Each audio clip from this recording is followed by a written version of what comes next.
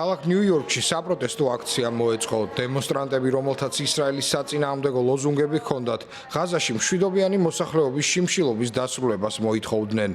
მოგვიანებით პროტესტმა ტრამპის საერთაშორისო სასტუმროსთან გადაინაცვლა. გადაიკეტა მოძრაობაც. ნიუ-იორკის პოლიციის დეპარტამენტის თანამშრომლებმა გასცეს გაფრთხილება. დაკავებულია აქციის რამდენიმე მონაწილე. ჩვენ ებრაელებმა და ასევე ამერიკელებმა, რომელთა მთავრობაც აფინანსებს და ხელს უწყობს ამ სისასტიკეს, უნდა ავირჩიოთ გვინდა თუ არა ვიყოთ პასუხისმგებელი გენოციდსა და ეთნიკურ წმენდაზე, რომელსაც ჩვენი გადასახადებითა და ჩვენი სახელით აწარმოებენ. ებრაელები ვერ იგრძნობენ თავს დაცულად, სანამ პალესტინელები საფრთხეში არიან.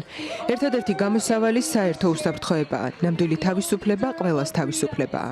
ჩვენ უნდა გამოვიჩინოთ გამბედაობა, სიყვარული, პატიოსნება, რომლებიც აუცილებელია იმისთვის, რომ ხალხს ახალი მიმართულება მივცეთ.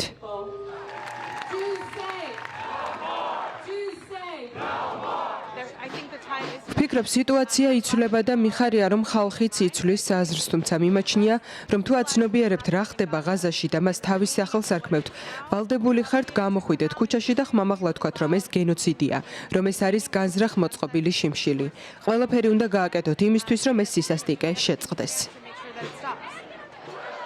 პოლიციის თანამშრომლებმა აქციის ზოგიერთი მონაწილე დააკავეს და ნიუ-იორკის პოლიციის დეპარტამენტის მიკროავტობუსებში ჩასხეს.